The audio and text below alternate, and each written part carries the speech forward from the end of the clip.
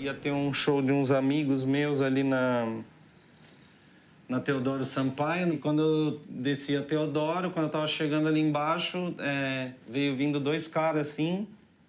Eles eram dois flanelinha de carro, assim. E os caras me fecharam e falaram assim, você que atacou a menina ali em cima, não sei o quê, mas mesmo assim eu achei, os caras estão me engrupindo para me enfiar aqui dentro e me assaltar.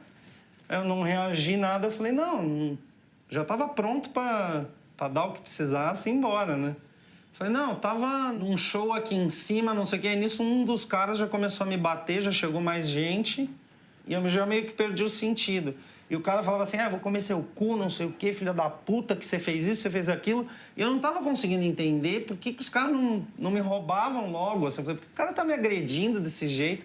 Me enfiou ali pra dentro, ele falou assim, a gente vai chamar a polícia, você vai ver. Eu falei, não fiz nada, cara, eu tava aqui em cima. Aí um dos caras falou, não, vamos até ali então com ele. Ele falou, não, é ele mesmo, é ele mesmo. E aí chegaram 2 viaturas, uma tava vazia e na outra tava a menina, a qual eu não vi e nunca vi até hoje.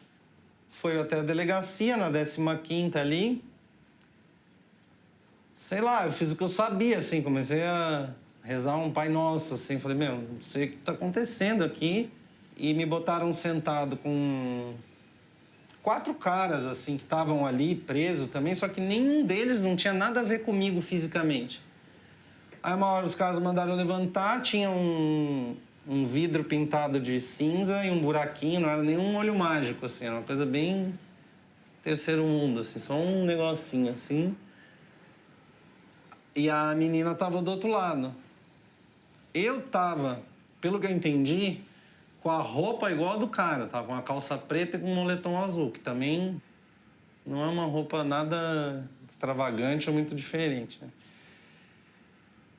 E a menina me viu ali, no trauma que ela tinha sido atacada, e eu todo roxo, e os caras tinham sido o herói, e tava a polícia, ela olhou e falou, foi ele. Só que não tinha como ela dizer que tinha sido um dos outros 4 que tinham botado do meu lado, né? Tinha um cara alto, magro, um outro negro e um outro gordinho. Não tinha nada a ver um com o outro, assim. Ela falou, foi ele. Aí os caras falaram assim, alemão, sua batata tá assando, você vai ficar aí. Acho que a única vez, assim, que eu senti isso na minha vida, que eu vou falar, é uma vez quando eu era criança e eu me afoguei na praia. E eu lembro da sensação de estar indo pro fundo do mar e, sei lá, entrar meio num nirvana, assim, e falar, bom, uma calma, assim, que vem, assim. Eu falei, bom, agora eu vou... Eu lembro que quando a minha mãe chegou, eu já tava meio em transe, assim. Ela falou, vai acontecer isso. Eu falei, mãe, agora tem que esperar, não tem o que falar, né? O cara falou que tem que ficar aí, tem que ficar aí. Eu não sei, né? Que nem os caras falam, tipo, em letra de rap, o bagulho é louco, tipo, essa frase você só entende estando ali, estando preso. Não adianta você achar que você entendeu aquilo ali porque você ouviu Racionais, entendeu? Tipo, o negócio, você realmente é louco ali dentro, é muito louco. Mesmo eu, assim, que não tinha a vida ligada ao crime, você começa a admirar um cara que, sei lá, matou 10 e o cara tá ali na sua frente e sendo legal com você. Isso é uma coisa muito louca, assim, porque, tipo, o cara é um monstro. Só que, tipo, você enxerga o outro lado da pessoa, porque você tá convivendo, olhando pra pessoa 18, 20 horas por dia, entendeu? Então, tipo, você realmente... Quando eu entrei lá, o cara me olhou e falou assim, você fez o negócio? Eu falei, não. Ele falou, então pode sentar e ficar aí. E direto tinha julgamento do cara que ia e assumia a culpa e saía. Então era um... Parecia que eu tava num lugar onde eu não ia ter resposta nenhuma, que eu não sabia quando eu ia para julgamento e que se eu fosse para julgamento eu não sabia... Eu chegava a pensar assim, será que eu tenho que falar que eu fiz o negócio, sabe? Você começa a ficar louco, porque é só... Todo mundo tem um processo e todo mundo praticamente tinha uma coisa pior que a minha. O meu era muito leve ali. O cara era casado com a mulher e aí separava da mulher, voltava com a mulher, tinha uma noite, a mulher se irritava com o cara por algum motivo, ia lá, dava queixa do cara. Quando você viu, o cara tava com 9 processos nas costas. Aí, tipo, não dá pra saber se o cara realmente fez, se o cara tem os 9, ou se o cara entrou ali e também já começa a cair um monte de coisa nas costas. Porque assim que eu entrei e a menina me reconheceu, 2 dias depois chegou uma outra garota lá e me reconheceu também por um outro negócio. E o cara falou, nossa, agora você tá fudido, meu. São 2. Eu falei, mas como assim? Tem um cara agindo, tem um outro, então já pega e já põe os 2 crimes naquele ali, né? E aí, tipo, ao mesmo tempo você via outros caras dizendo que tinha 11 processos, já tinha quebrado 9, faltava mais 2. Então, tipo, era uma gama de coisa e, tipo assim, né? Acordava, ficava falando disso, ia pro pátio, ficava falando disso. E ali eu comecei a... Bom, não podia ter Walkman, não podia nada. Eu pedi caneta, lápis, bloco e tal, e comecei a escrever, né? As coisas ali que eu passava, para passar o tempo, tinha que passar muito tempo sentado. E comecei a desenhar, né? O que eu fazia bastante era escrever carta, né? Que tinha muito cara analfabeto ali. Então, isso era uma coisa que conseguia me, sei lá, criar um certo campo assim e ficar meio fora daquele universo ali que era muito massacrante, né?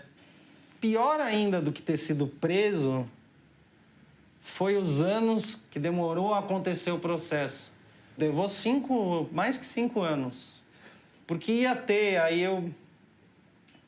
não tinha. Aí ia ter, o cara foi viajar. Aí ia ter, eu ia lá, dava uma merda, passava pra frente. Aí tinha que fazer reconhecimento de novo. Aí apareceu uma mulher que disse que tinha me visto na rua. Aí isso já deu uma atrapalhada. Aí a mulher falava de calvície, mas ela falava que o cara era mais calvo do que eu. Eu acho que é como quando te contam uma história ou quando você lê um livro, né? Você já forma um personagem na sua cabeça e você quer uma cara. Você não consegue ler um livro sem imaginar o personagem. Então eu acho que, na caso de ter alguém culpado e ser um personagem na sua vida, eles precisam culpar alguém.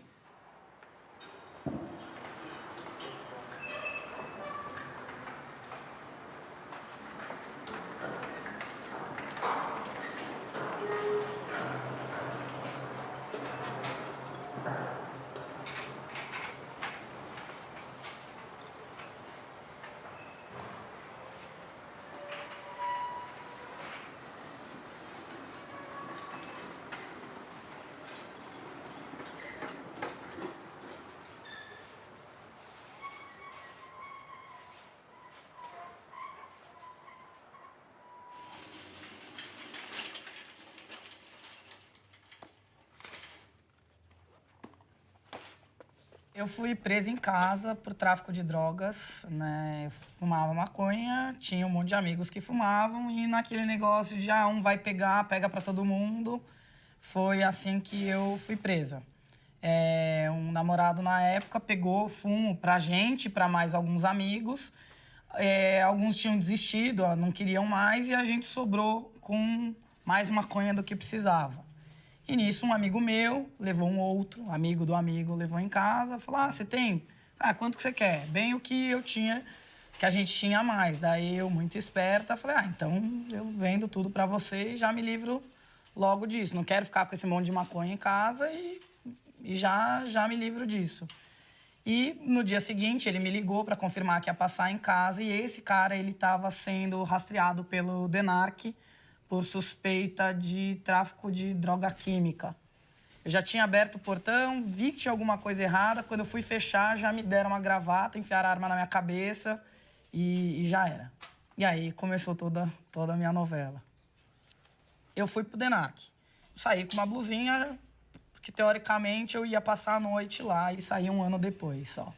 E a única coisa que eu sabia era o que aparecia na TV. Então, na TV você fala, só fala em juízo. O que é falar em juízo? Quer dizer que você só vai falar o que aconteceu a primeira vez que você estiver na frente de um juiz.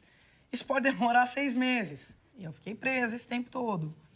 Indicaram um advogado que, na verdade, fazia parte de cível da empresa onde meu pai trabalhava. Talvez não tenha sido a melhor escolha para fazer minha defesa. E a hora que eu vi, eu li a defesa e falei, eu vou ser condenada.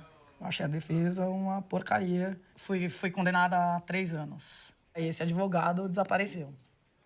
Apareceu na carceragem, deu um tapinha nas costas, falou, olha, você foi condenado, então um beijo, tchau. Boa sorte. Eu fiquei 1 ano presa, daí eu saí numa liminar de um HC e fiquei na rua. Já estava trabalhando de novo, foram daí julgar o HC mesmo, me mandaram voltar. Me mandaram para cadeia de novo. Uma pessoa que está trabalhando, já está se reintegrando, estava 1 ano trabalhando. Daí eu conversei com meu advogado e a gente achou melhor eu ficar foragida até que todos os recursos que ainda cabiam fossem julgados. Daí eu saí do meu trabalho, demorou 1 ano para conseguir reverter isso e eu ganhei o regime aberto. Daí eu voltei, eu estava morando na praia, eu voltei para São Paulo. Daí eles fizeram o cálculo de quanto tempo eu teria que ficar assinando e o cálculo deles deu que eu assinaria mais 1 ou 2 vezes e já era, minha pena estava oficialmente cumprida. Fiz isso, fiz todo o trâmite. Daí, o que aconteceu? A vara de execuções não comunicou a outra vara, porque a vara de execuções é responsável por cuidar do seu caso a partir do momento que você recebe a condenação. Só que essa vara tem que contar para a vara que te deu a condenação o que você cumpriu, o que você não cumpriu. E não teve essa comunicação. Então, eu já tinha cumprido a pena, mas essa vara aqui não tinha sido informada. E aí, o meu mandado de prisão foi expedido. E a polícia foi atrás de mim por causa disso. Tava um dia saindo para trabalhar, a polícia embicou e me prendeu. As coisas que eu pensei, eu tava com a minha mochila de treinar, primeira coisa que eu olhei, vi que eu tinha um torrone. Eu falei, bom, tenho roupa e tenho comida. Beleza, pode me levar presa. Daí ele não queria me levar presa, ele queria dinheiro.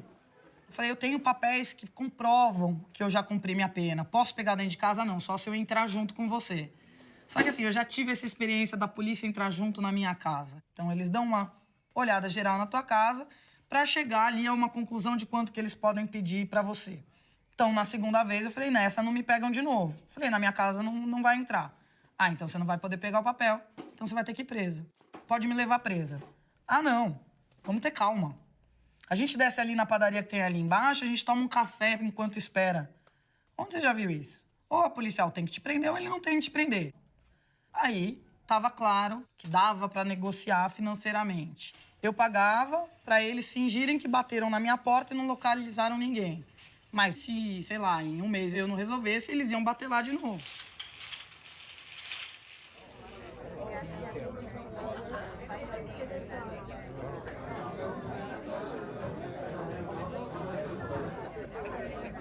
Temos ainda uma visão equivocada de segurança pública, porque nós trabalhamos critérios de administração que não são de prestador de serviço, mas sim daqueles que produzem bens. A polícia ainda é medida como uma boa polícia porque prende muito, porque apreende muitas armas, apreende muitas drogas. Então sempre se trabalha com critérios de fábrica. Mas a polícia não é fábrica. Só existe um critério que pode aferir uma boa polícia.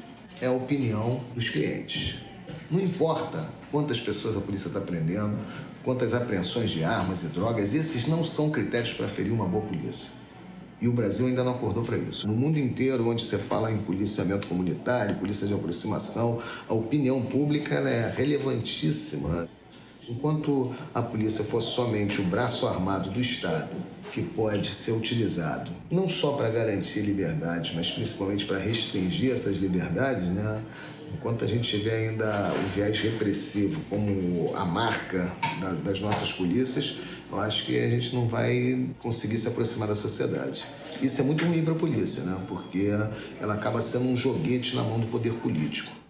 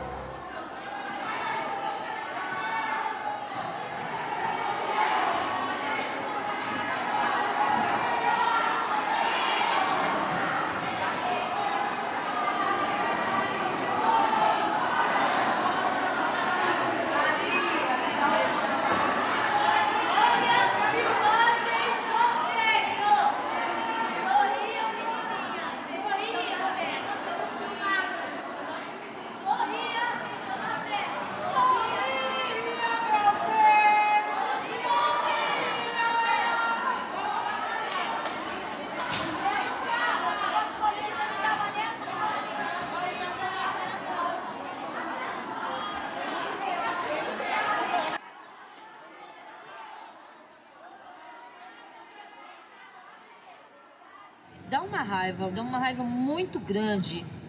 Vocês estão falando que eu fiz tudo isso? E dizem que aqui é a faculdade? Então espera que eu vou me formar. Vou aprender a pegar no revólver, vou aprender a atirar. Aqui tem gente que vai me ensinar, logicamente. E quando eu sair daqui, eu vou sair fazendo arruaça, já vou sair formada mesmo. Mas quando não é da tua índole, não tem como, não tem como.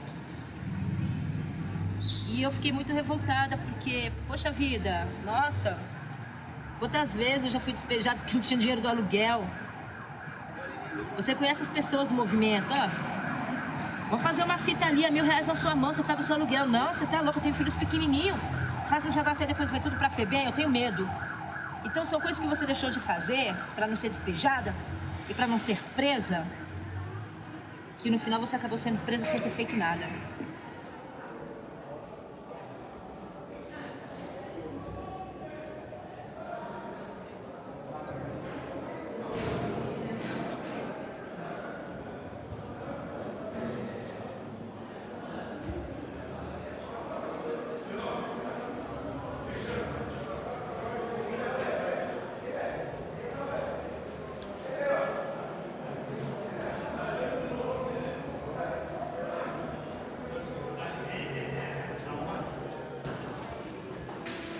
Quando você comete o crime em exercício, você é julgado pelo TJM, né? Que é o Tribunal de Justiça Militar. Quando você comete o crime fora de serviço, você responde pela Justiça Comum. E o meu foi pela Justiça Comum. Eles falam que, por ser ex-policial militar, você sabia aquilo que você estava fazendo, né? Se fosse um crime, uma pessoa comum que tivesse cometido o crime, né? A pena teria sido mais branda. Só porque você foi PM, eles acrescem 1/3 da pena. Ou seja, você sabia aquilo que você estava fazendo. Então, foi o que aconteceu no meu caso. Eu peguei 20 anos, ele aumentou 8. Eu sempre gostei de adulterar carro, né? Eu comprava carro, remarcava, mandava embora para outro estado, enfim. Eu peguei um carro adulterado, eu que vendi o carro, né? Posterior a isso, eu ia devolver o dinheiro, ele não queria mais o dinheiro, ele falava que só acertaria se fosse de outra forma. Foi uma discussão, essa discussão perdurou por vários dias, né? As ameaças por telefone, e eu não suportei aquilo, peguei a arma, fui lá e matei. Em primeiro momento, o desespero é grande, porque você está acostumado a viver uma vida e depois você se depara com pessoas que você ajudava a colocar aqui. Muita coisa hoje eu não faria. Nem você pega um cara sentado na praça fumando um baseado, você levar para a delegacia, ficar 4 horas na delegacia para autuar em flagrante, só para ter o bel prazer de falar, tá preso, né? E hoje você dava um tapa na orelha dele, jogava o baseado no chão, pisava em cima, vai embora. Então, mudou muito o meu conceito com relação a tudo. Né? Isso aqui é uma faculdade. Tem cara que roubou um shampoo e tem cara que roubou o banco. Então eles estão no mesmo patamares. Correto? Eu acho que a justiça teria que rever esses conceitos com relação às penas. As penas e o convívio. Ele teria que ter uma oportunidade de responder em liberdade e não errar mais. Então mudou muito o meu conceito com relação a tudo. Veja bem, o soldado PM, quando ele fica pronto, que ele sai da escola, tá certo? Ele sai que nem um animal com cabresto. Ele sai vendado, você tem que fazer isso, porque o bandido é um bicho. Não é isso, não é verdade. Não é verdade. Se você pegar um cara, porque ele tá mal vestido, de chinela havaiana, tá certo? Você aborda ele de um jeito. Se você pegar um cara com uma Audi, você já aborda de outro. Se você pegar o cara com um Fusca, é esse maloqueiro que esse Fusca. E pegar o outro com uma Captiva, é totalmente diferente, o comportamento é totalmente diferente, enfim. Então, esses conceitos teriam que ser revistos, sim, sim. Eu sei que o traficante está lá, ele vai me dar R$200.000 se eu prendê-lo, tá certo? Mas eu tenho uma estatística, que eu tenho que cumprir essa estatística, para apresentar para a Secretaria de Segurança Pública, correto? Então, aquele cara que tem 200 quilos, que pode me dar 200.000, eu vou lá, prendo ele, tá certo? Tomo a droga, tomo os 200.000 e solto ele. Aí tem esse coitado que tem 5 pininhos que ele tá vendendo. Eu vou lá e pego ele, que ele não vai me dar nada. E no lugar do traficante de 200 quilos, eu vou mandar ele pra cadeia. Pra cumprir a estatística.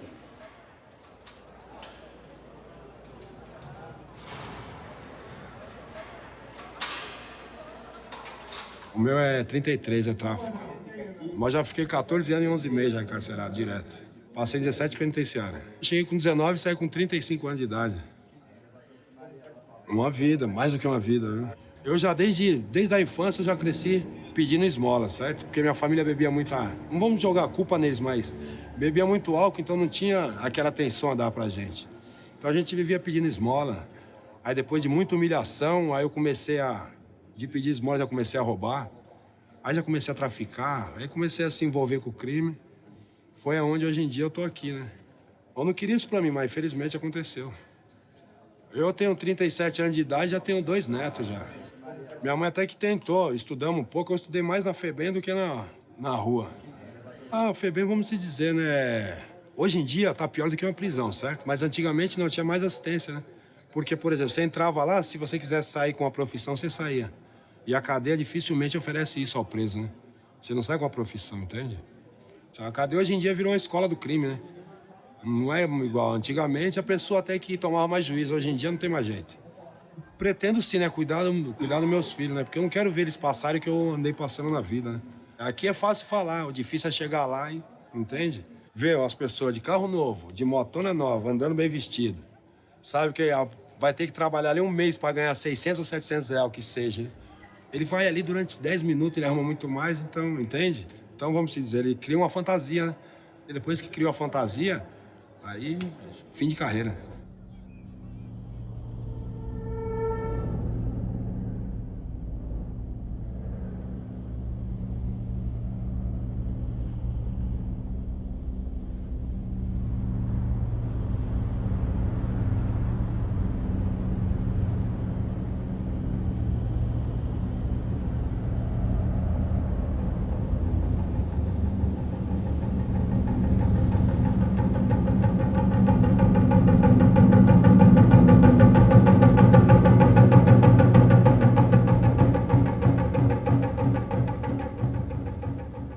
Todo advogado tinha que fazer o estágio na cadeia. Todo advogado tinha que passar na cadeia, porque os maiores ladrões é advogado. Você paga seu dinheirinho, então na maioria das vezes quem paga não somos nós, é a nossa família. Você cometeu um crime, você está preso. Ele vai lá, ilude sua mãe, sua mulher, seu irmão e some. A nossa lei, no papel, ela é muito bem feita. Ela é muito bem bolada. Mas ela não é cumprida, a lei não é cumprida. A lei não fala que todos são inocentes até provar o contrário? Então, cadê? Mostra um condenado aqui dentro que já foi julgado. Nenhum. Todos estão presos e não correm atrás para provar sua inocência. Tem montes de inocentes aí que a gente sabe que é inocente, mas a justiça não vê. Nem todo mundo que está no tráfico é traficante. Porque a lei mesmo fala que não existe quantidade. Não existe quantidade. Tem pessoas aí com 30 quilos, 100 quilos, 1 tonelada. Tem pessoas com 5 gramas de maconha. Tá no tráfico do mesmo jeito. O Estado não quer saber. Não tem mais a lei do usuário. Acabou essa lei. Se tem, não está sendo posto em prática. Você não vai achar ninguém preso por uso. Só por tráfico. Mas não é traficante. Isso aqui é desumano, pô. Isso é desumano, isso aqui. Isso aqui não existe. Coloca um cavalo aqui dentro e vê quanto tempo ele dura.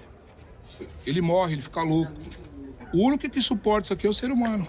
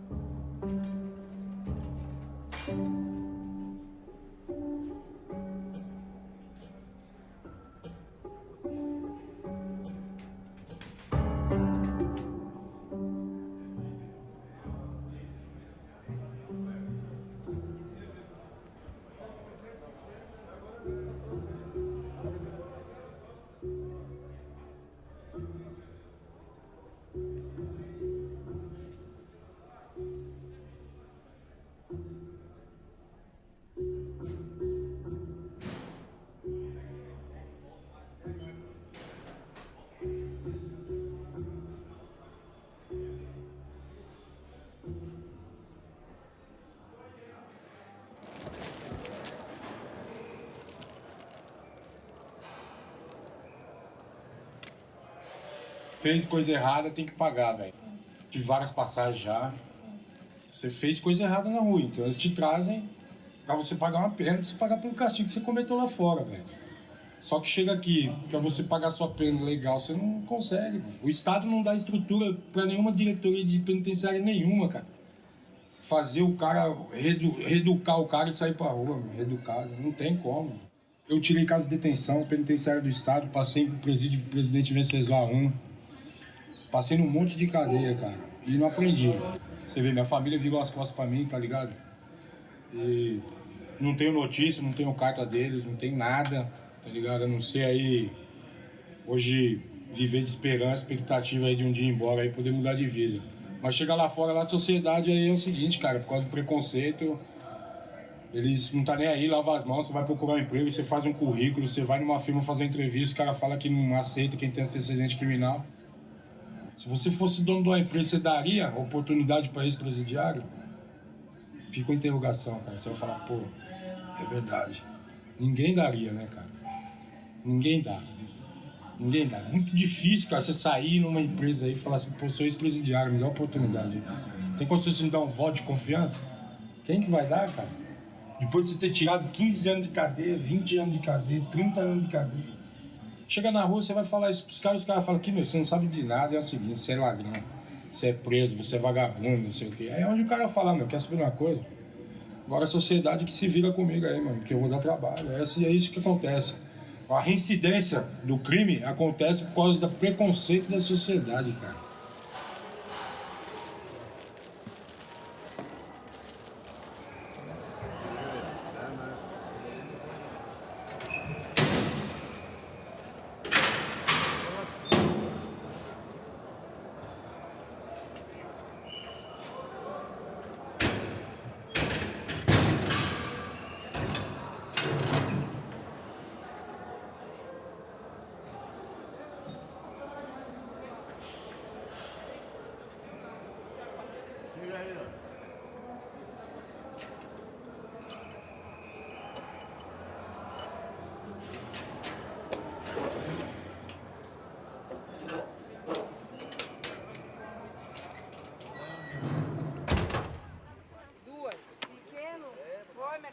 pegar qualquer uma.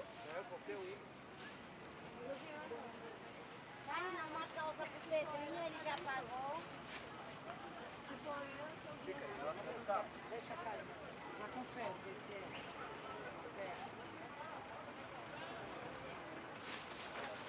Foi 7. O que ela pegou na bolsa? Ó, minha gata. 2.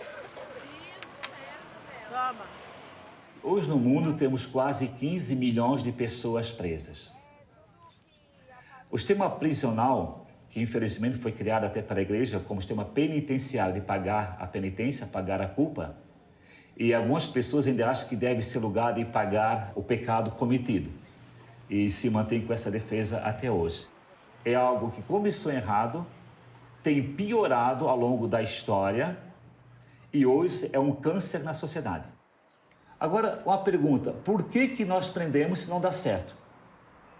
Por que mantemos o sistema prisional falido? Por que mantemos o sistema prisional que nós sabemos que nenhuma pessoa que foi vítima da violência, de um crime, aceita ou tem a coragem de morar no lado do seu agressor quando sai do presídio? Porque sabe que o presídio vai profissionalizar para o crime, para a violência. E é caro. O que se gasta com um preso, às vezes até muito mais do que se gasta numa faculdade ou universidade. Então você gasta com a pessoa presa 8, 10, 15, no Brasil o máximo da prisão é 30 anos. Pagando o valor de uma faculdade e quanto mais tempo ficar preso, mais a sociedade terá medo dessa pessoa. A reincidência ao crime das pessoas que estão saídas do sistema prisional no Brasil gira em torno de 75%. Ora, eu prendi, era para recuperar, volta para a sociedade e comete muito mais crime que cometeu antes. Você coloca a pessoa numa cela fechada, super amontoada, e deixa 24 horas por vários anos sem fazer nada ali dentro. O que você está criando para a sociedade brasileira, para a sociedade em geral? Alguém revoltado, altamente desequilibrado, porque assim foi que o sistema fez com ele. Desequilibrou, aleijou mentalmente, fisicamente e espiritualmente.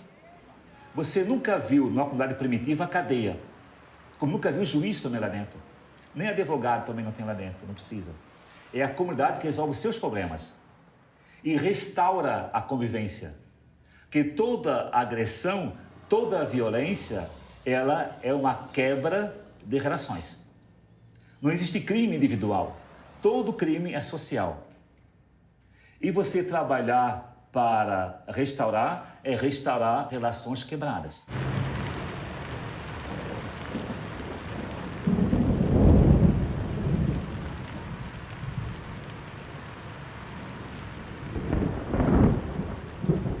Nós pusemos a pena no centro da sociabilidade. E acreditamos na pena e achamos que a pena é quase uma divindade. E a pena, apesar de todo o fracasso, toda vez que alguma das funções da pena foi para um banco de prova, foi um fracasso. Mas nós temos uma fé religiosa na pena. Nós achamos que aumentando a pena... E, para isso, nós torturamos todos os números para dizer que a lei seca dá certo, para inventar uma maneira de expor aquilo, entendeu? E a mídia faz isso porque ninguém adora mais a pena do que a mídia, porque tem ali um enorme escoadouro. Além de que a pena é muito boa também para se esconder o debate político, né? É muito bom, em vez de você discutir a tragédia fundiária brasileira, é muito mais fácil você dizer, teve invasão, teve esbulho possessório, teve furto, teve homicídio, tá legítima defesa. Você parou de discutir reforma agrária, você está discutindo canhestramente, imbecilizantemente, uma paródia de direito penal. É o que você está discutindo. Na verdade, você está escondendo o debate sobre a questão fundiária e sobre a questão da reforma agrária. Olha, a criminalização, isso você não precisa discutir política mais.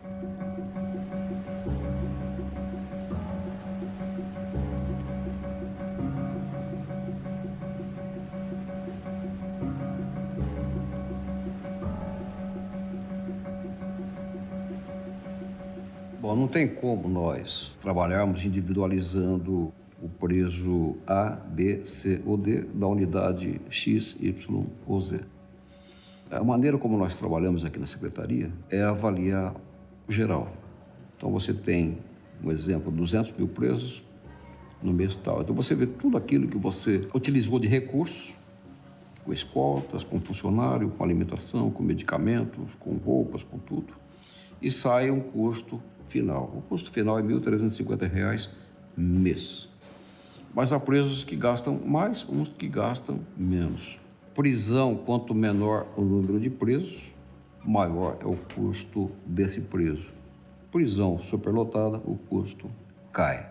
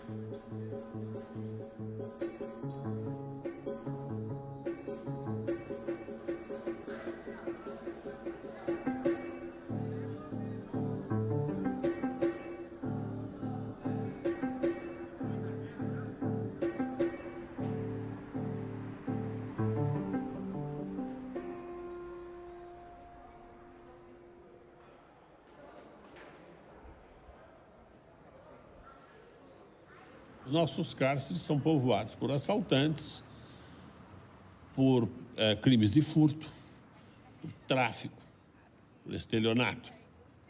Esta é a verdade. Casos assim, claro, não faltam, né, de pai que comete crime sexual contra o próprio filho, de filho que mata o pai. Essas coisas aqui não faltam no sistema penitenciário.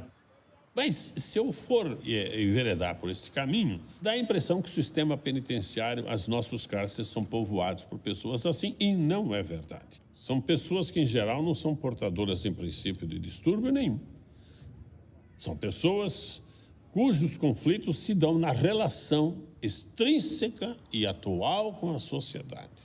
Eu me lembro de um caso, num debate com um grupo de estudantes. Então, o preso dizia: eu sempre fui um excelente ladrão. Você deixa o seu carro em frente à universidade e quando você saiu da faculdade, você vai encontrar uma vaga. Eu já terei levado seu carro, já terei documentado e tal. E a aluna: e por que você rouba o meu carro? Porque você tem e eu não tenho. Mas você roubando, eu não tenho mais. E ele responde: o seu pai lhe dá outro. Esse diálogo, se nós formos a entender de um ponto de vista positivista, punitivista, a gente vai dizer: mas é um cara de pau, isso é um sem vergonha, é um descarado. Mas não é isso que está acontecendo. Neste debate tem por trás um litígio muito grave. Este litígio o direito penal não atinge.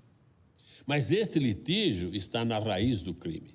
Não que o crime é produto do litígio, mas é o litígio entre o ter e o não ter. É o litígio entre os possuidores e os não possuidores. É o litígio entre estar incluído e não estar. Este é o grande litígio que está por trás do crime. Então, esta coisa de neurose histérica, de crimes graves, de crimes sexuais e tal, existe, mas o grande problema do crime não é isto. Isto serve para manchetes de jornal. O que está por trás do crime são os litígios históricos. Tanto assim que, neste diálogo, o preso, ele perguntou: e por que você tem universidade e eu não tenho? Por que você tem chance de frequentar uma faculdade e eu não tenho? Aí vem aquela resposta: cada um. Ah, é? Então tá bom. Se a lei é esta, cada um, obedeçamos a lei. Então eu vou ser um, à minha maneira. E aí ele continuou: e você na prova? Vocês colam? E elas refugaram. Fala, eu fui franco, eu falei que eu roubo. E agora? Vocês sejam francas. Colam ou não colam? A gente cola, mas isso se tornou normal. Pois é. Se colar para vocês é normal, roubar para nós também é normal. Mas você não há a comparar roubar um carro e colar numa prova. Falar: não, isso eu não posso comparar. Você faria cirurgia com um médico que se formou na cola? Não faria. Então, de fato, não tem comparação, porque se eu roubo um carro, eu prejudico uma pessoa. Agora, se você se forma na base da cola, você prejudica uma sociedade inteira. Não tem como comparar, porque colar na prova, as consequências são muito mais graves. Nós temos, de um lado, uma parte da sociedade não encarcerada, dita não criminosa, e que sempre exige cada vez mais a defesa das suas propriedades, do seu bem-estar, da tranquilidade da sua vida, contrariamente a um outro grupo que constitui uma ameaça constante a esses bens. Entre esse outro lado, que não são possuidores, não estão incluídos, uma parcela deles não se conforma com esta situação. Então, praticam crimes e vão para o cárcere. No cárcere, eles não têm os seus direitos defendidos, não têm os seus direitos respeitados. A realidade é esta. Nós temos cárceres por esse Brasil afora que estão caindo de podre. Os pedidos de benefícios legais sendo negados por juízes rigorosos, para os juízes que sempre estão se posicionando, em princípio, contra o interesse do preso e dizendo que defendem a sociedade. Presídios que não têm oficinas, que não têm escolas, não têm trabalho. Presídios nos quais o preso, a única coisa que ele pode fazer é costurar bola na cela. E aí, como esse é o único serviço que ele tem, não tem outro, o juiz não concede remissão de pena, porque aquele é um trabalho insignificante que ele faz da própria cela. Olha, mas esse é o único que eu tenho para fazer, então lamento muito, mas eu não vou te dar remissão de pena. Enfim, chega num ponto de injustiça tal que não tem outra alternativa, aí surge a facção. Uma vez eu perguntava para um líder do PCC, e até quando vai esta violência Estado contra vocês e vocês contra o Estado? Será que isso não tem solução? E ele diz, quem sabe, doutor, o dia que o Estado respeitar os presos como pessoas, o dia em que o Estado atender a todos os direitos legítimos dos presos, quem sabe, nesse dia, as facções não tenham mais razão de ser. Então, veja, ele não disse, quem sabe nesse dia a gente acaba com as facções. Porque não tem como acabar com as facções. Não adianta você atacar as facções que elas não vão acabar. O que adianta é você fomentar medidas de satisfação daquelas necessidades, daqueles direitos legítimos que as facções estão tentando satisfazer. Ontem mesmo eu ouvi uma juíza dizendo que chegou um camburão com 12 presas do interior. Elas ficaram 9 horas dentro do camburão, fechadas lá no fórum, naquele calor terrível, sem lugar onde fazer as suas necessidades, estavam todas fazendo as suas necessidades dentro do camburão. Agora, se vem uma facção e diz, vamos defender os seus interesses, é só você aderir. E nós vamos quebrar o pau. Esta coisa vai ter que entrar na linha. E aí, salve-se quem puder. Aí você adere à facção. A facção defende os seus interesses, paga advogado, libera, vai para a rua, chega na rua, ele vai ter que pagar pedágio para a facção. E às vezes vai ter que aderir ao tráfico. Vai ter que arrumar dinheiro para a facção, para que a facção tenha dinheiro para pagar advogado. É para o bem deles. Se você me perguntar, mas você acha que é isso aí mesmo? E quem diz que o imposto que a gente paga para o país, todo ele é revertido para o nosso bem? Porque a facção é muito interesseira. Interesseira você tem em todas as camadas sociais. Eles não acham nem que estão fazendo o bem, nem que estão fazendo o mal. O que eles acham é o seguinte, cada um por si, Deus por todos. Está declarada a guerra? Está declarada a guerra. Salve-se quem puder. E a guerra está declarada. Aê, doutor! Tô passando fome na rua. Não tenho casa. Você que tá um desses planando dinheiro. Esse patrão passar ele. Não vai não passar, hein?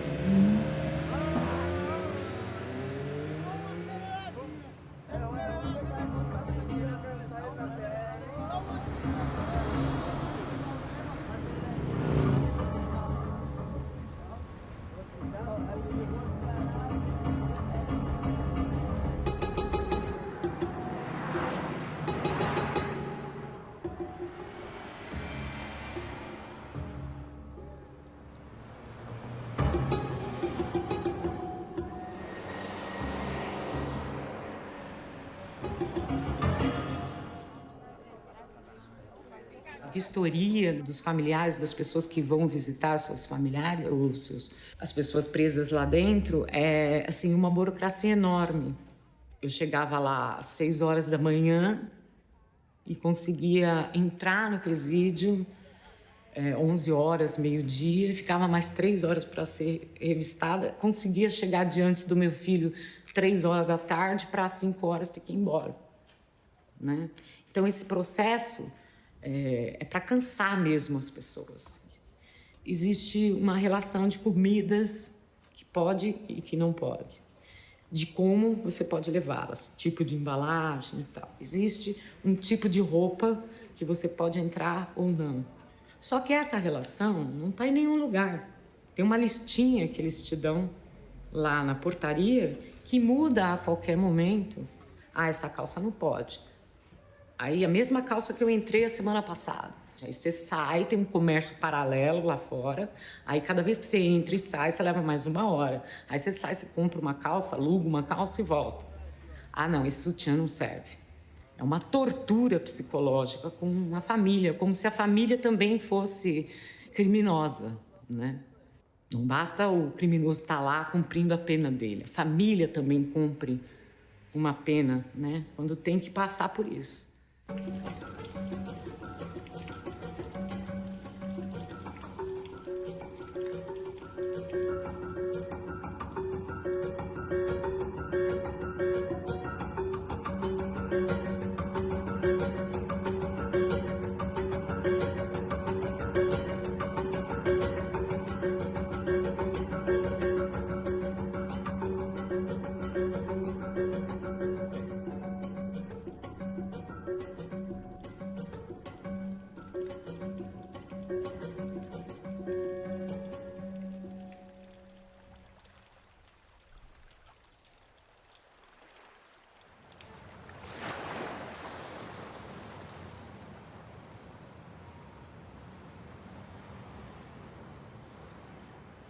Nós temos a 3ª população carcerária do mundo. Somos superados apenas pela China e pelos Estados Unidos. E a taxa de crescimento da população carcerária mais veloz do mundo. Nenhum país está investindo tanto no encarceramento e nessa escala tão assustadora, tão assombrosa quanto o Brasil. São jovens, pobres, frequentemente negros, que foram capturados em flagrante, negociando substâncias ilícitas, sem uso de armas, sem prática de violência e sem vínculo com a organização criminosa.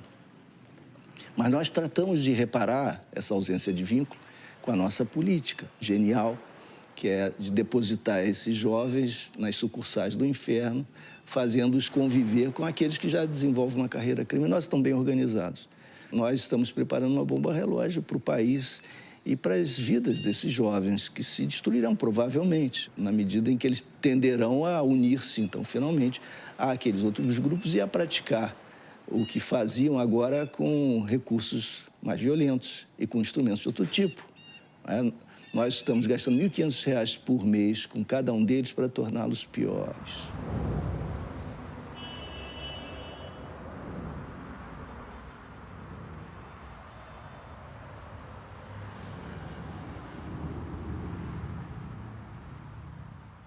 A causa da injustiça nas sociedades modernas, antes de tudo, é a passividade na vida.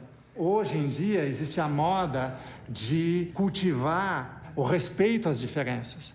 Mas, na verdade, nós não amamos a diferença. Nós toleramos a diferença, né? E sempre só toleramos a diferença desde que a diferença esteja mediada por uma forma de controle, por uma forma de segurança. Se a diferença sair por aí se afirmando sem controle, ela vira uma ameaça e ela deve ser abatida. Então, é uma hipocrisia, é um cinismo dizer que somos sociedades que cuidam das diferenças. Porque não amamos as diferenças, não podemos amar as diferenças. Por que não podemos amar? Porque não cuidamos de nós mesmos, não produzimos a nós mesmos, não nos tornamos fortes. Todo o processo de diferenciação vira um atraso, vira um incômodo, vira uma ofensa para mim mesmo. Então, os sistemas de justiça, eles estão aí para dar corda aos ofendidos, né? Mas a ofensa, na verdade, é um grande negócio. É só a gente observar as práticas legais, a judicialização da vida que acontece o tempo inteiro. A vontade de enquadrar, a vontade de processar, a vontade de lucrar com isso. E não é apenas um lucro econômico, é um lucro afetivo dos impotentes. É um modo de gozar, é um modo de ainda continuar na vida achando algum interesse na vida, né? Então, a justiça é, na verdade, um meio de gozo para os impotentes. Haveria uma outra justiça? É claro. A justiça que não é do juízo, a justiça que, na verdade, não tem nada a ver com esse sentimento de vingança, que, no fundo, é uma grande injustiça, né? Só que o sentimento de vingança é a base material para o capitalismo funcionar.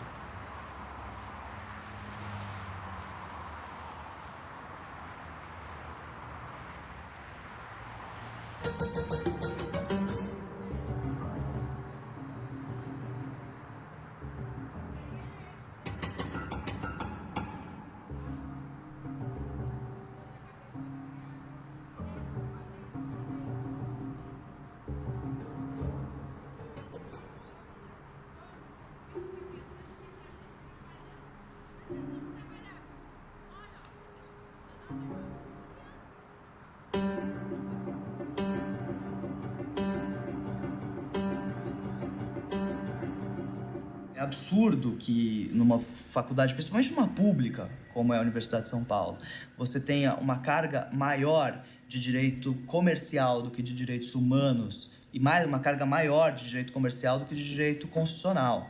O tipo de profissional que é formado por essas faculdades é um profissional ideologicamente orientado. Existe um plano pedagógico ideológico que serve ao mercado. E servir ao mercado significa, na área penal, excluir aquele consumidor falho, tirar da vista da classe média aquele que não é adequado a essa economia de mercado. Então, o reflexo penal disso é muito claro. Os juízes conseguem contornar a lei, dar nós na lei, para manter pessoas presas. Esses juízes, então, que recebem os flagrantes, o que eles têm feito? Se a pessoa não tem carteira de trabalho assinada, eles mantêm a pessoa presa. Se a pessoa não tem um endereço fixo, a pessoa é mantida presa. Então, muitas vezes a pessoa é mantida presa porque é moradora de rua. Além disso, a lei veio dizer que não cabe mais prisão preventiva, quer dizer, a pessoa não pode responder ao processo presa por um crime de furto simples. E mesmo nesses casos, as pessoas têm sido mantidas presas. O juiz fixa a fiança, essa pessoa nunca vai conseguir pagar essa fiança. Então, enquanto ele não recolhe a fiança, essa pessoa continua presa. Eu chutaria que mais da metade das pessoas que estão presas poderiam estar soltas simplesmente se a lei fosse aplicada. E, inclusive, isso que acabou virando quase um mantra, né? Que no Brasil o que há é impunidade. Isso é uma mentira deslavada. Há impunidade para determinadas classes muito específicas. Também, outra coisa que se diz, aqui no Brasil a pessoa é presa, fica 1/6 da pena e já sai. Isso é uma grande mentira. As penas de até 2 anos aqui em regime fechado têm sido cumpridas em regime integral fechado. Quando a pessoa é pobre, ela não progride de regime, porque o processamento desse reconhecimento do direito à progressão de um regime fechado para um semiaberto na vara de execução demora mais do que a pena. Quando o juiz efetivamente reconhece, não, realmente, você tem direito à progressão, ela já cumpriu a pena inteira. O que a gente tem no Fórum Criminal da Barra Funda é uma grande loteria com a vida alheia. Se você for pensar num tráfico de drogas, que a pessoa tenha, 5 a 10 pedras de crack ou 10 gramas de maconha, dependendo do juiz que ela caia, ela pode receber uma pena de 1 ano e 8 meses em regime aberto, substituída por prestação de serviço à comunidade, ou 8 anos de reclusão em regime fechado, pelo mesmo fato. Eu não preciso nem dizer que os tribunais superiores, STJ, o STF, eles entendem que a pena correta nesse caso é 1 ano e 8 meses de prestação de serviço à comunidade. Se a pessoa não é um grande traficante, aquele traficante que acaba até vendendo droga para sustentar o próprio vício, essa pessoa não pode ficar 8 anos presa. Mas os juízes acham que essa pessoa vai ficar 8 anos presa. E não é nem tanto pelo fato, a questão é mais pelo estereótipo mesmo. Eu já ouvi isso de juízes, de promotores, quando há uma situação de dúvida em relação à prova, do promotor argumentar, óbvio que informalmente, na sala de audiência, no seguinte sentido: aqui, nesse caso, a gente não tem certeza se foi ele que roubou ou não, mas se ele for condenado aqui, pelo menos ele responde pelo outro que não descobriram. Então, parte do pressuposto que essa pessoa que está respondendo por um processo, ela, na verdade, cometeu já muitos crimes, o que é uma presunção que vem aí do senso comum rasteiro, e que é absolutamente inconstitucional, não preciso nem dizer isso, mas que essa pessoa, porque ela é negra, porque ela é pobre, porque ela veio de uma favela, ela já cometeu muitos crimes. E agora que a gente deu a sorte de pegar, então a gente tem que manter essa pessoa presa o máximo de tempo possível para evitar que ela cometa outros crimes. A postura do Ministério Público, do Judiciário, em relação aos réus, e aí eu não quero aqui generalizar, mas é muito comum, é preconceituosa, de encarceramento da pobreza mesmo. Esse senso comum que a gente vê aí nos programas de fim de tarde, aí, que usam o crime como entretenimento, isso afeta também essas pessoas que a sociedade entende como sendo os doutores da lei, as pessoas que entendem sobre a aplicação da lei. Na verdade, o Judiciário, na maioria das vezes, se comporta como o absoluto senso comum de toga.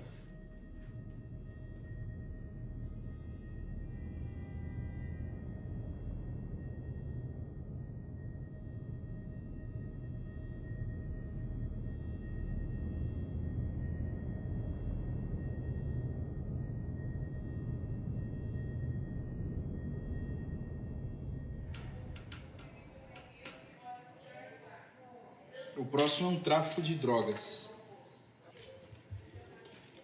Dona Glória, a senhora está sendo ouvida aqui e a senhora deve dizer a verdade do que foi perguntado, tá bom, Dona Glória? Bem, mas não é pode claro, mentir. mas é evidente. Como é que a senhora ficou sabendo da prisão da Dona Sônia?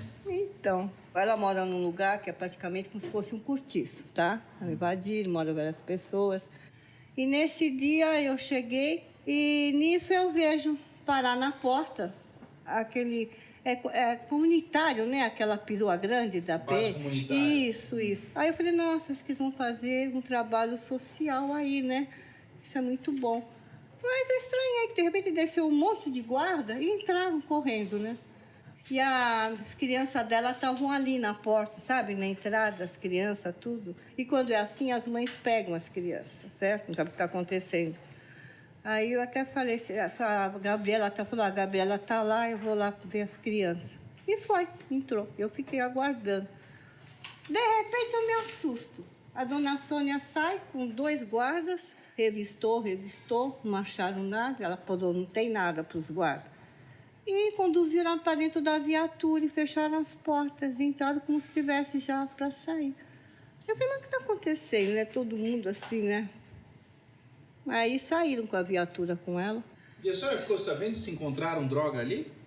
Eu fiquei sabendo depois que parece que houve um problema, né, de alguém que tinha lá. E quando a polícia vem, cada um quer se livrar, certo? E jogaram, né, perto lá da porta dela. Parece que foi achado, não sei. Não. E ali tem tráfico de droga? O pessoal faz? Olha, eu desconheço porque eu não entro lá. Eu sei que é um lugar que dá de tudo. Pessoa trabalhadora, tem gente que trabalha. E vagabundo. E vagabundo. A gente vê porque eu sou uma pessoa que tem uma certa idade, a gente conhece o tipo de pessoa só no olhar, certo? A dona Sônia, eu conheço ela há anos, porque ela vive com os netos dela para baixo e para cima. Então, leva na escola, vai buscar, leva no médico. Né? Então... Doutor? Dona Maria da Glória.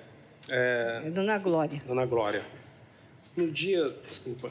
Não tem problema. No dia da prisão da dona Sônia, tinha mais pessoas ali em frente à residência? Olha, no momento eu me lembro que estava eu e ela em frente conversando, né?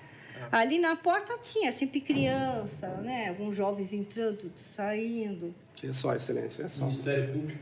Dona Glória, a senhora pode olhar as fotos de folhas 67? Realmente é lá onde a dona Sônia mora? Isso, é aqui. Sabe? Agora, são casas assim, cada quarto com a sua porta? Cada tem assim, madeira, né? Tem só as portinhas que a gente vê. A senhora sabe... Mas muito pequenos os quartos, um quase assim encostado no outro, sabe? A senhora sabe quem é a vizinha da dona Sônia? A senhora conhece eu conheço algumas pessoas de lá. Conhece a moça chamada Malu? A Malu, conheço ela. Sabe se é vizinha da dona Sônia? Ela é pegada ao quarto dela, né? Mas dona Malu falou onde a polícia achou essa droga? Eles comentam que acharam perto lá da porta da dona Sônia. Entre um e outro ali, né, num cantinho. A gente não pode falar, tá pra cá é dessa porta, tá pra lá é daquela porta, né? Ali nas imediações. Agora, por que acharam que era da dona Sônia, que eu não entendo, né? Dona Sônia, a senhora está sendo acusada da prática do crime de tráfico de drogas. A senhora não é obrigada a responder. Pode, inclusive, permanecer em silêncio. É um direito da senhora. A senhora prefere falar ou prefere permanecer em silêncio? Eu prefiro falar. O que a senhora tem a dizer a respeito da acusação que existe? O que eu tenho a falar que não é meu, entendeu? Lá mora muita gente, entra muita gente lá, um entra e sai.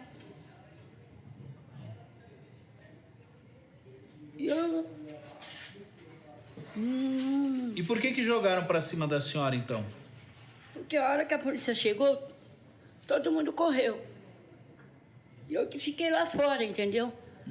Aí minha neta entrou, aí eu peguei e entrei atrás pra ver minha neta, entendeu? Aí eles estavam mexendo lá no corredor. Eles quem? Os policiais. Aí estavam mexendo lá no corredor, aí vieram e falaram, o que é isso aqui? Isso aqui é da senhora. Eu falei, não é meu. Ele falou, é seu. Eu falei, não é meu. Então você vai responder isso na delegacia. Aí, perante isso aí, eu não podia falar nada, né?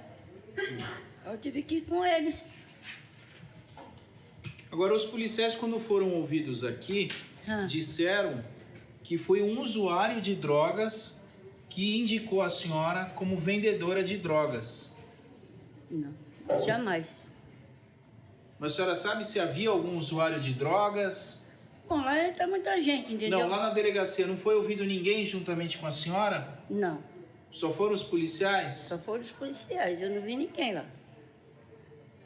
E a senhora sabe de quem era essa droga? Se a senhora não puder falar o nome, até para a senhora não se comprometer, não tem problema.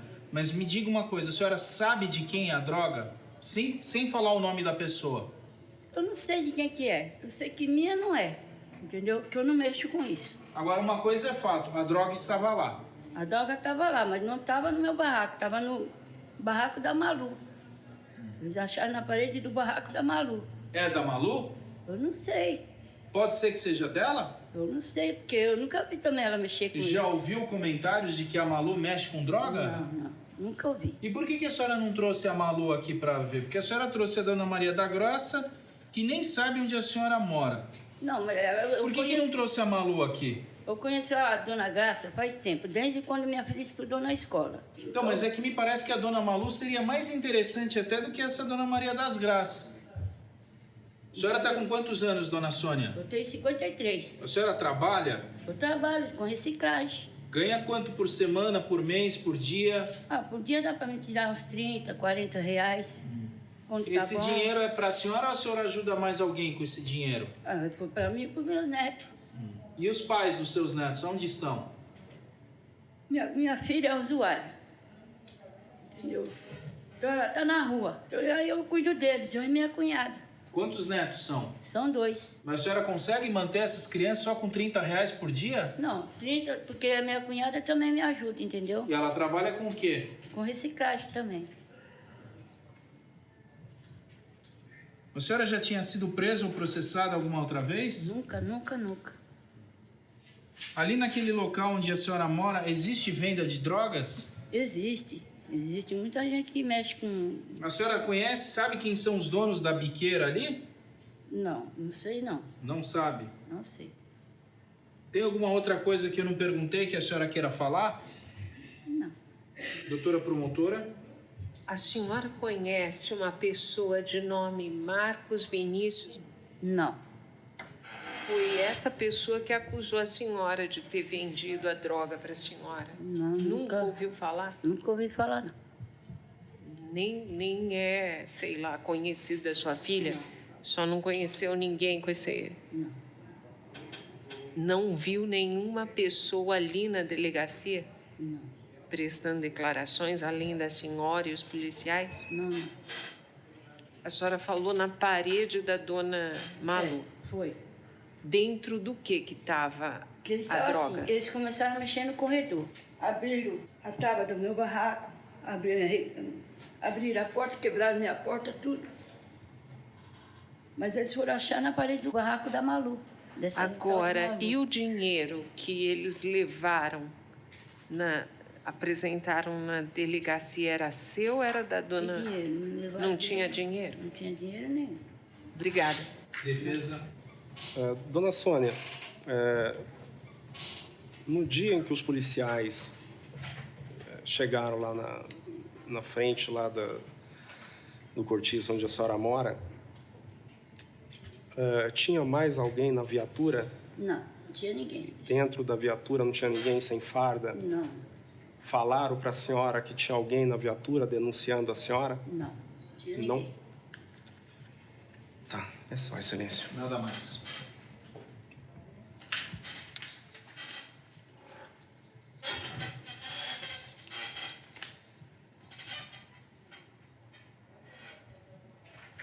Doutor, eu vou pedir a dissolução. Na fala do senhor, eu vou colocar que reitera o pedido do Ministério Público. Ótimo, excelência. Tá? Que daí a gente já encerra hoje, tá? Isso, tá ok, excelência. Não, acho que causar medo, certeza, né? Não é, doutor? Quem não deve não ter, né? O simples fato de uma pessoa ter sido presa, como o caso dela, e ao final ter sido absolvida, isso por si só não gera direito à indenização.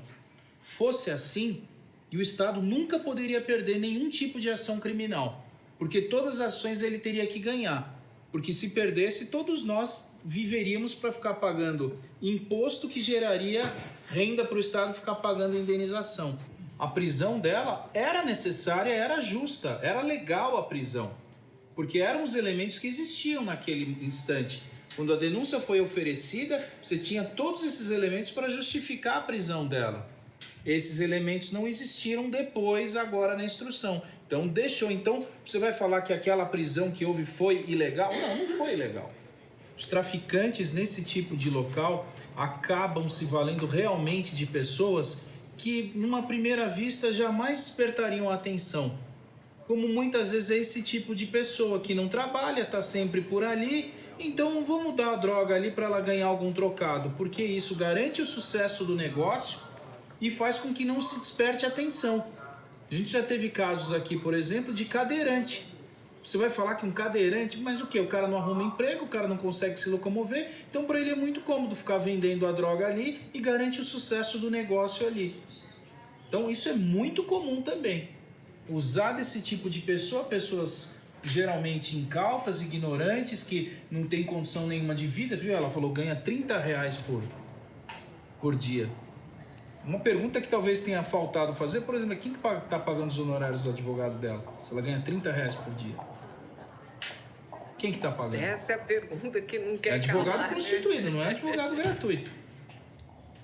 O Brasil é um país que ainda demanda muita seriedade nas coisas que prega. Aparentemente as pessoas vão cumprir pena, mas não se diz o segundo lado. Depois que o promotor, o juiz condenaram, os réus vão ter uma série de benefícios e anualmente eles têm o indulto do presidente da República. A gente esvazia a cadeia a cada ano e se cumpre pena de 1/6, 1/3, metade, nem metade. Às vezes não chega a metade. É a coisa do brasileiro bonzinho. Existe, eu acho que, uma falta de clareza sobre o papel do juiz. E essa falta de clareza é tanto dos juízes como da sociedade, né? Para que serve o juiz? Bom, o juiz tem que servir para garantir os direitos de um indivíduo frente ao Estado. Mas existe um equívoco enorme, porque as pessoas acham o juiz tem que ser o que vai garantir a segurança, o juiz tem que ser aquele que atua em gestão junto com o executivo. E não é nada disso, e não pode ser isso. A presunção é de inocência. Se não provaram, eu tenho dúvida, eu tenho que absolver aquela pessoa. Quem tem que fazer a prova que a pessoa praticou aquele crime, enfim, é o Ministério Público. Se ele não fez a prova, por N motivos, não conseguiu fazer a prova da forma devida, não cabe outra coisa senão absolver o indivíduo. Eu acho que é uma obrigação da Defensoria Pública, cada vez que tivesse um réu absolvido e tivesse sido preso, entrasse com uma ação. Eu tenho que dizer, olha, o Estado errou, porque ao final eu absolvi. E aí tem que ter uma indenização. O problema de drogas eu vou encontrar em qualquer lugar. Se você for entrar aqui na minha rua ou no meu prédio, tenho certeza que você faz uma boa apreensão de entorpecente. O problema é que ninguém vai bater o pé para entrar aqui na minha casa. E lá na favela é assim que eles fazem. Sem mandado, sem nada.